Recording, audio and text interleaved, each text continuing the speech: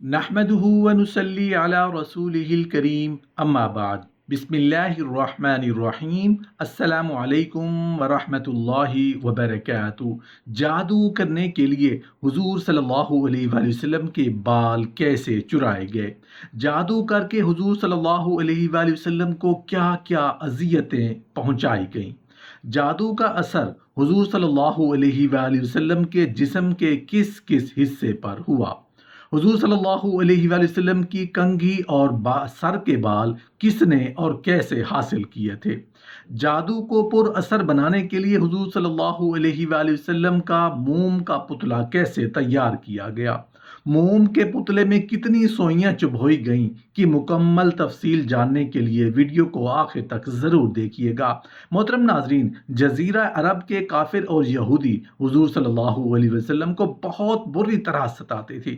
آپ صلی اللہ علیہ وسلم کو ہراساں اور بد دل کرنے کے لیے طرح طرح کے نفسیاتی حربے استعمال ہوتے۔ آپ صلی اللہ علیہ وسلم پر قاتلانہ حملوں کی بھرمار کر دی گئی، حتیٰ کہ آپ صلی اللہ علیہ وسلم کو ختم کرنے کے لیے کالے جادو اور خطرناک سحر کاری سے بھی کام لینے کی سر توڑ کوشش کی گئی۔ محترم ناظرین، جادو کی رسی اور موم کا پتلا کیسے تیار کیا گیا؟ اس زمانے میں لبید بن عاصم اور اس کا خاندان کالے جادو اور سحر کاری میں بہت شہرت حاصل کر چکا تھا۔ یہودی اور منافق ہونے کے ناطے سے مدینہ کے یہودیوں سے اس کے بہت قریبی مراسم تھے۔ خیبر کے بعض یہودی مدینہ آئے، انہوں نے لبید کو یہودیوں پر مسلمانوں کے مظالم کے من گھڑت افسانے سنائے۔ انہوں نے اسے بتایا کہ خیبر کے یہودی ساحروں نے حضور صلی اللہ علیہ وسلم پر بے شمار جادو کیے، مگر کوئی خاطر خواہ نتیجہ برآمد نہ ہوا۔ لبید کی مٹھی اشرفیوں سے گرم کرتے ہوئے انہوں نے فرمائش کی کہ حضور صلی اللہ علیہ وسلم کو ختم کرنے کے لیے کسی بہت ہی خطرناک قسم کے جادو سے کام لیا جائے۔ جادوگر لبید اس گندے کام کے لیے فوراً آمادہ ہو گیا۔ انہی دنوں ایک سادہ مزاج یہودی لڑکا حضور صلی اللہ علیہ وآلہ وسلم کی سیرت سے متاثر ہو کر آپ صلی اللہ علیہ وسلم کی ذاتی خدمت کے لیے آیا کرتا تھا۔ لبید کے عیار ٹولے نے اس یہودی لڑکے سے جلد ہی رابطہ قائم کر لیا۔ انہوں نے اس کی وساطت سے حضور صلی اللہ علیہ وآلہ وسلم کی کنگھی اور سر کے کچھ بال بھی حاصل کر لیے۔ ان دونوں چیزوں پر جادو کا عمل کر دیا گیا، جس میں لبید کی مشہور جادوگر بہنوں نے بھی حصہ لیا۔ جادو شدہ کنگھی اور بال کھجور کے ایک نرگوشہ میں لپیٹ دیے گئے اور چیزوں کو جادو کے ایک خاص عمل سے زروان میں واقع ایک ویران کنویں کی تہہ میں ایک بڑے پتھر کے نیچے چھپا کر رکھ دیا گیا۔ اس جادو شدہ سامان کے علاوہ یہ دو اشیاء بھی کنویں میں رکھ دی گئیں۔ نمبر 1، جادو شدہ رسی کا ایک ٹکڑا جس پر 11 گرہیں بندھی گئی تھیں، اور نمبر 2، حضور صلی اللہ علیہ وسلم کا ایک مومی پتلا جس میں باریک سوئیاں جا بجا چبھو دی گئی تھیں۔ محترم ناظرین، حضور صلی اللہ علیہ وسلم کے جسم پر جادو کا اثر کہاں کہاں ہوا؟ لبید کا جادو حضور صلی اللہ علیہ وسلم کی روح اور سیرت کے نبوی پہلو کو کسی طور پر متاثر کرنے میں قطعی ناکام رہا۔ آپ صلی اللہ علیہ وسلم حسب معمول نمازوں کی امامت فرماتے رہے، قرآن و سنت کی تبلیغ و ہدایت باقاعدہ جاری رہی، مگر کچھ عرصہ بعد آپ صلی اللہ علیہ وسلم کے جسم مبارک پر جادو کے ناروا اثرات مرتب ہونا شروع ہو گئے۔ آپ صلی اللہ علیہ وسلم ایک عجیب سی درد محسوس کرنے لگے جو رفتہ رفتہ شدت اختیار کرتی چلی گئی۔ آپ صلی اللہ علیہ وسلم کا حافظہ کمزور پڑنے لگا، وزن کم ہوتا گیا، بینائی بھی کافی متاثر ہوتی ہوئی۔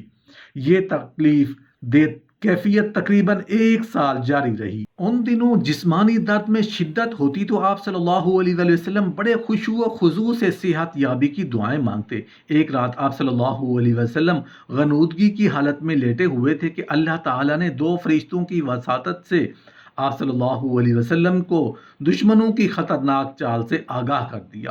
ساتھ ہی آپ صلی اللہ علیہ وآلہ وسلم کو لبید کے جادو کا توڑ بھی بتا دیا۔ چنانچہ حضور صلی اللہ علیہ وآلہ وسلم نے 5 آدمیوں پر مشتمل ایک جماعت کو زوروان کنویں کی جانب روانہ کر دیا۔ تھوڑی دیر بعد آپ صلی اللہ علیہ وآلہ وسلم خود بھی موقع پر پہنچ گئے۔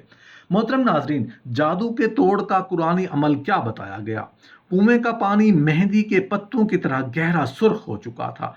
सारा पानी बाहर निकाल दिया गया। पत्थर के नीचे से हुजूर सल्लल्लाहु अलैहि वसल्लम की कंघी और सर के बाल बरामद कर लिए गए। 11 गिरहों वाली रस्सी और हुजूर सल्लल्लाहु अलैहि वसल्लम का सोइयों वाला पुतला भी कुएं से बाहर निकाल लिया गया। ये काम हो चुका तो हुजूर सल्लल्लाहु अलैहि वसल्लम ने सूरह फलक और सूरह नास की तलाश शुरू फरमाई। सूरह फलक का तर्जमा ये है, कहो मैं सुबह के रब की पनाह मांगता हूँ हर उस चीज़ के शर से जो उसने पैदा किया, और रात की तारीकी के शर से जब वो छा जाए, और गिरहों के फूंकने से वाली उसके शर से, और हासिद के शर से जब वो हसद करे। कहो मैं इंसानों के रब की पनाह मांगता हूँ, इंसानों के फरमानवा की, इंसानों के हकीकी माबूद की, उस वसा डालने वाले के शर से जो बार बार पलट कर आता है, जो लोगों के दिलों में वसवसा डालता है, वो खा जिनों में से हो या इंसानों में से। इन दोनों सूरतों की तमाम आयात की मजमूई तादाद 11 बनती है। दोनों सूरतों को मिलाकर मुअव्वज़तैन कहते हैं। जो जो हुजूर सल्लल्लाहु अलैहि वसल्लम मुअव्वज़तैन की आयात एक एक करके तिलावत फरमाते जाते तो रस्सी की गिरहें खुद ब खुद खुलती जाती और मोमी पुतले की सोइयां बाहर निकलती रहती।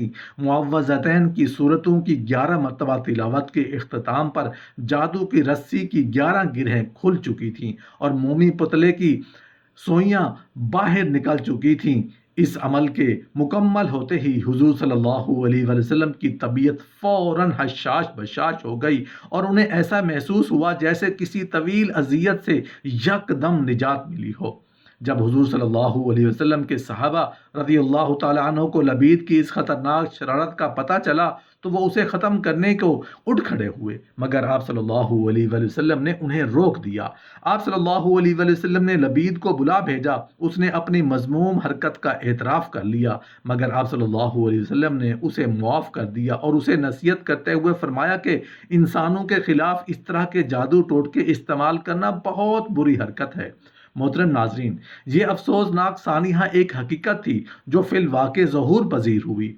गो लबीद का जादू हुजूर सल्लल्लाहु अलैहि वसल्लम की रूहानी ज़िंदगी और नबूवत के फ़राइज़ पर बिल्कुल असरअंदाज ना हो सका। ताहम हुजूर सल्लल्लाहु अलैहि वसल्लम का जिस्म उससे आर्जी तौर पर ज़रूर मुतासर हुआ, मगर फिर उस जादू का इलाज भी तो कुरान हकीम ही के ज़रिए से हुआ। मुअव्वज़तैन के अलावा कुरान हकीम में जादू वगैरह का कई और जगहों में भी जिक्र हुआ है और इंसानी जिस्म पर उससे जो असरात मुरतब हो सकते हैं उनकी तरफ साफ साफ इशारे भी मौजूद हैं। मगर एक बात कतई वाज़े है, जादू के बलबूते पर अल्लाह के नेक बंदों को अपने मिशन से वरगलाना नामुमकिन है। जादू टोना की इस्लाम में इजाज़त नहीं, और यह कि इस बुरे असर से बचाव भी कुरान हकीम की तिलावत ही से मुमकिन है।